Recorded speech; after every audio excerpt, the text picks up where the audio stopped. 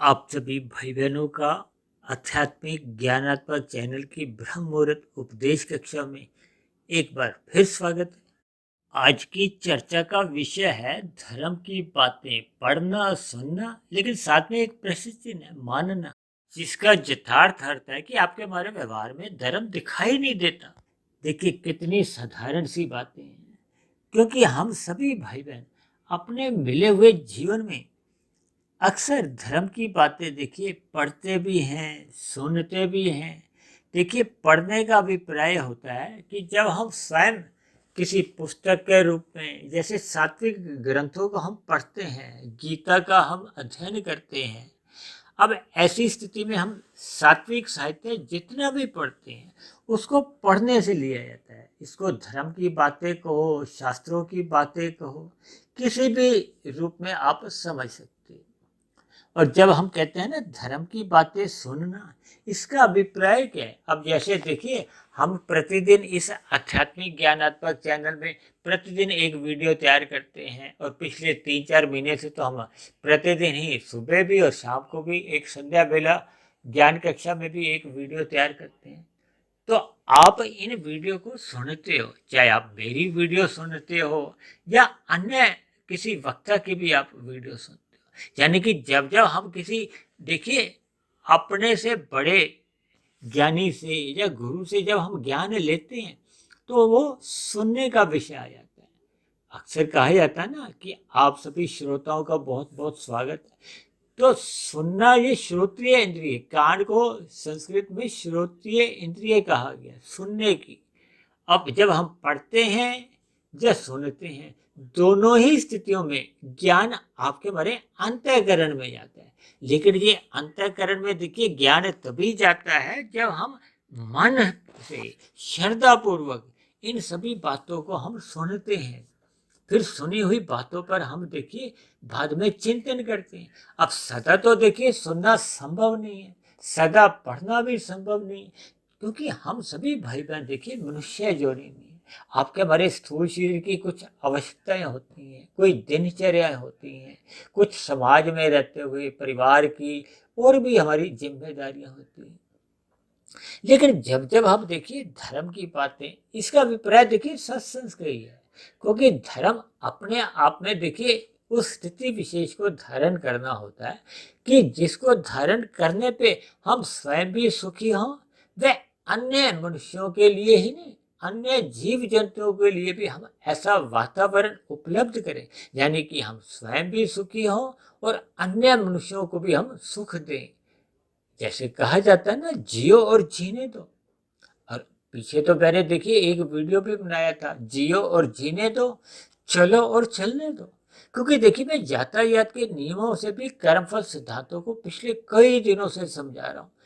इसका अभिप्राय क्या है कि धर्म की बातें सुनने से हमारा अभिप्राय है कि आपके हमारे जीवन में देखिए धर्म आपके हमारे व्यवहार में एक नजर आना चाहिए, स्वभाव में आपके आना चाहिए। क्योंकि जब तक आपके हमारे स्वभाव में, एक संस्कार में वो स्थितियां, सात्विक स्थितियां उत्पन्न नहीं होती, तब तक फिर देखिए आपका हमारा व्यवहार को हो, स्वभाव को, वो फिर सुधरता नहीं। जब तक सुधरता नहीं है, देखिए हम जो कर्म करते हैं, कर्माशय तो उसी का ही बनता है। अब देखिए हम भले ही मन में बड़ी बड़ी अच्छी बातें रखते हैं, उनको मानते भी हैं, लेकिन व्यवहार काल में हम उन अच्छी बातों का अनुकरण नहीं करते, और व्यवहार काल में देखिए हम अनीतिगत कार्य करते हैं। अब अनीतिगत कार्य होने पे, कर्म होने पे, वो पाप कर्म होने पे फिर आपका हमारा कर्माशय बनता है। उस कर्माशय के साथ साथ आपके हमारे कार्य शरीर में फिर एक नए संस्कार बनते हैं। अब देखिए जब हम कर्म स्थूल रूप से स्थूल शरीर की कर्मेंद्रियों द्वारा कर जाते हैं तो उसका तो अन्य जीवों पे प्रभाव पड़ता है, तो फिर आपका हमारा वो कर्माशय बन जाता है। यदि हम पाप कर्म करते हैं तो फिर आपका हमारा पाप कर्मों का कर्माशय बनता है। यदि हम पुण्य कर्म करते हैं तो उसका पुण्य कर्मों का कर्माशय बनता है। और यदि हम मानसिक रूप से भी देखिए किसी भी प्रकार का कोई अच्छा बुरा चिंतन करते हैं, उसका भले ही कोई कर्माशय नहीं बनता, लेकिन संस्कार तो उसके भी बनते। इसलिए हमें अच्छा चिंतन करना चाहिए ताकि शुभ संस्कार बने। इसीलिए तो कहा जाता है कि श्रद्धापूर्वक सत्संग करना चाहिए, चाहे आप पढ़ने से करो चाहे आप सुनने से करो। यानी कि धर्म की बातों को हमने ध्यानपूर्वक सुनना भी है और पढ़ना भी है। कभी कभी हम बच्चों को कहते हैं ना, मन लगा के पढ़ो, मन लगा के पढ़ो या ध्यान से पढ़ो, सब एक ही बात है। अक्सर देखिए स्कूल में भी जब अध्यापक आपको हमें पढ़ाता है, यदि आपका हमारा मन कहीं और इधर उधर चले जाता है, कभी कभी देखिए अध्यापक पढ़ा रहा है तो आप किसी खिड़की के माध्यम से बाहर कुछ देखने लगते हो, तो आपको पढ़ाया गया पाठ आपको कुछ समझ ही नहीं आता। और अध्यापक तो आजकल यहाँ तक भी कहते हैं ना कि जो आप पढ़ के जाते हो घर पर जाकर पुनः उस पर थोड़ा चिंतन करो, मनन करो। तभी तो घर के लिए देखिए होमवर्क दिया जाता है, गृह का कार्य दिया जाता है। ये सभी स्थितियां इसलिए हैं कि आपके हमारे व्यवहार में वो ज्ञान टिक जाए, क्योंकि टिका हुआ ज्ञान ही आपके हमारे व्यवहार काल में एक सकारात्मक स्थितियां उत्पन्न करता है। यदि वो लिया गया ज्ञान या सुना गया हो चाहे पढ़ा हो, वो एक ही बात है। यदि वो लिया गया ज्ञान आपके मेरे अंतःकरण में संस्कार रूप में टिकता नहीं है, तो आपके मेरे स्वभाव में कुछ परिवर्तन आता ही नहीं। आज इस संसार में देखिए जगह जगह सत्संग होते हुए दिखाई तो दे रहे हैं, लेकिन कलयुग तो और अधिक गहरा होता जा रहा है। देखिए ये बात कहने में मुझे लज्जा भी आती है, क्योंकि स्थितियां ही कुछ ऐसी। भले ही देखिए कलयुग का प्रभाव है, लेकिन हम कलयुग में भी तो अपने अपने व्यवहार काल को अगर हम सुधारते हैं तो उस कलयुग के प्रभाव को हम सीमित कर सकते हैं। अब उदाहरण के लिए देखिए टीवी में कितने ही ऐसे धारावाहिक हैं, कितने ही ऐसे शो आते हैं, या आप और हम देखिए सिनेमा घरों में जाकर कितने ही फिल्में देख चुके हैं। उनका प्रभाव आपके हमारे जीवन में क्यों पड़ता है? क्योंकि हम उन सभी स्थितियों को बहुत ही मन लगाकर, रुचि लेते हुए उनको सुनते हैं, देखते हैं, उस पर पुनः बार बार चिंतन करते हैं, वैसा ही बनना चाहते हैं, और फिर एक दिन वैसा ही हम बनने के प्रयास में अपने जीवन लगा देते हैं। जबकि एक साधारण मनुष्य सत्संग की बातें सुनता है लेकिन बेमन से, मन उसका विषयों के भोगों में ही केंद्रित होता है। तब ऐसी स्थिति में वो ज्ञान उसके मन बुद्धि में जाता ही नहीं। जब तक मन बुद्धि में ज्ञान नहीं जाता तो उसका चिंतन नहीं हो सकता। चिंतन नहीं होगा तो फिर कारण शरीर में संस्कार बनने का तो फिर देखिए प्रश्न ही नहीं उठता।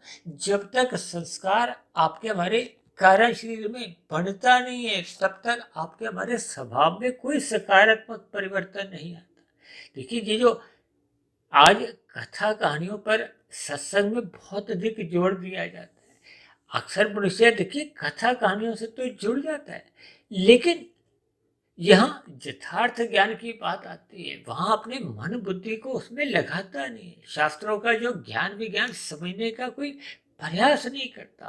देखिए आपके हमारे तीन शरीर हैं, जब तक हम कारण शरीर और सूक्ष्म शरीर के संबंध को समझते नहीं है, और फिर सूक्ष्म शरीर स्थूल शरीर के ऊपर कैसे नियंत्रण करने में सक्षम है, लेकिन हम उसका प्रयोग नहीं करते, तब ऐसी स्थिति में स्थूल शरीर अपने मन मर्जी के हिसाब से ही देखिए राशि भोगों में कहो, संसारिक गतिविधियों में लिप्त रहता है, जिसके फलस्वरूप जैसी जैसी क्रियाएं स्थूल शरीर द्वारा होती हुई नजर आती हैं, फिर वैसा वैसा वो कारण शरीर में उसके संस्कार बनते हैं, क्योंकि संसारिक गतिविधियों को हम मन लगा के करते हैं।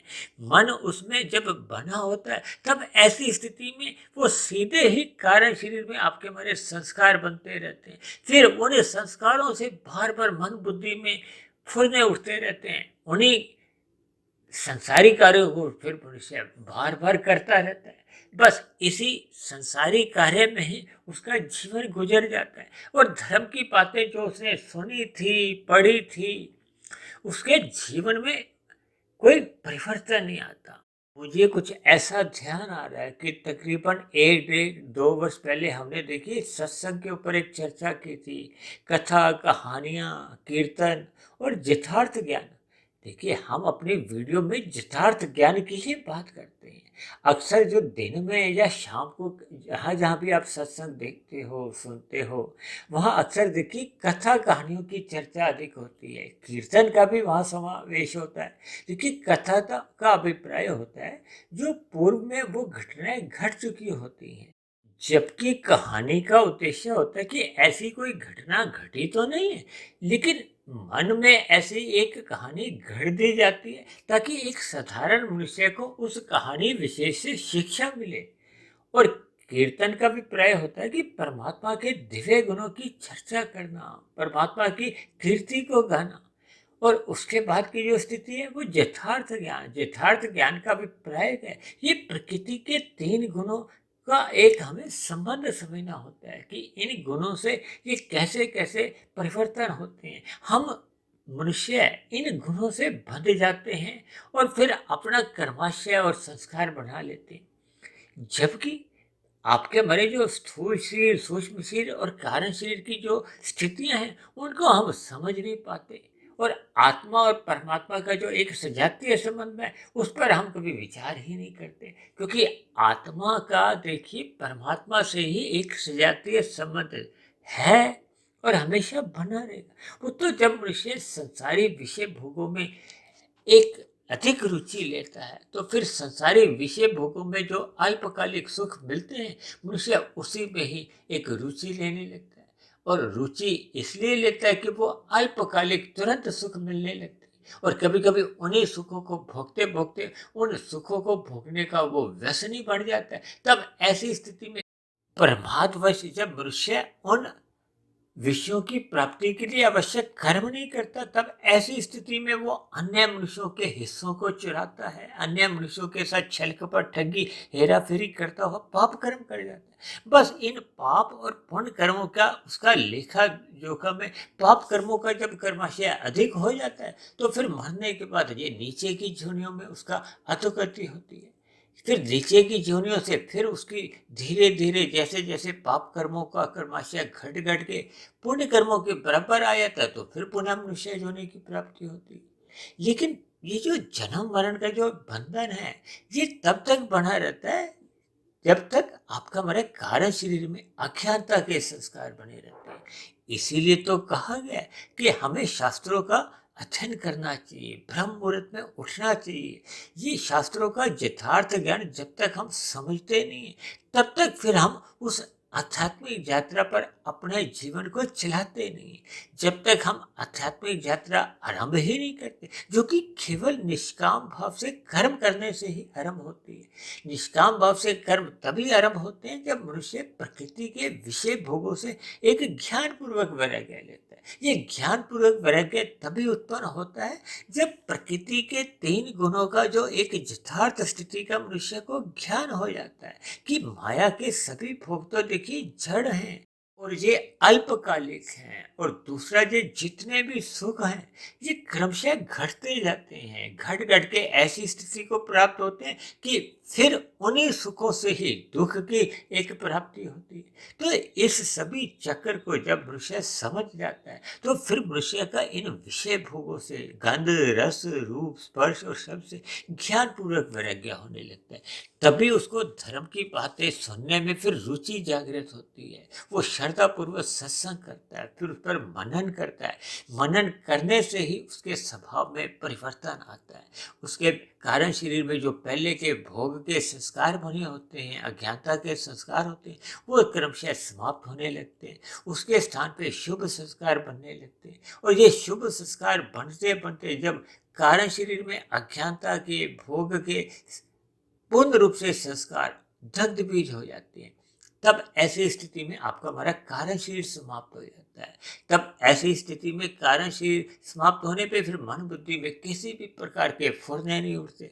तब ऐसी स्थिति में कोई स्थूल शरीर की कर्मेंद्रियों द्वारा कोई नया सकाम कर कर्माशय नहीं बनता। ऐसी स्थितियां निरंतर बनी रहने से ही स्थूल शरीर के रहते रहते आपका हमारा कारण शरीर समाप्त हो जाता है और स्थूल शरीर के मरने पे मनुष्य मायातीत की स्थिति में होता है, मोक्ष की स्थिति को प्राप्त कर लेता है, अनन्वय स्थिति को प्राप्त कर लेता है और एक लंबे काल के लिए अनन्वय स्थिति में परमात्मा के सानिध्य में विचरण करता है। इसलिए मेरी आप सभी भाई बहनों से विनती है कि मिले हुए जीवन में हमें धर्म की बातों को ध्यानपूर्वक सुनना चाहिए, अपना सत्वगुण बढ़ाना चाहिए और ब्रह्म मुहूर्त का संग अवश्य ही करना चाहिए। ब्रह्म मुहूर्त का संग निरंतर करते रहने से ही आपके हमारे कारण शरीर में शुभ संस्कार बनते हैं। तो ऐसी सभी शुभ स्थितियां हम सभी भाई बहनों के जीवन में भी जल्द से जल्द एक संस्कार रूप में बने। इन्हीं शुभकामनाओं के साथ आज की चर्चा विशेष को अब हम यही विश्राम देते हैं। शाम को फिर मिलते हैं संध्या बेला ज्ञान कक्षा में। तब तक आप अपने आध्यात्मिक मित्र सुधीर भाटिया फकीर को इजाजत दें। आप सभी भाई बहनों की सात्विक दिनचर्या निरंतर बनी रहे, इसके लिए मेरी ओर से आप सभी भाई बहनों को बहुत बहुत शुभकामनाएं।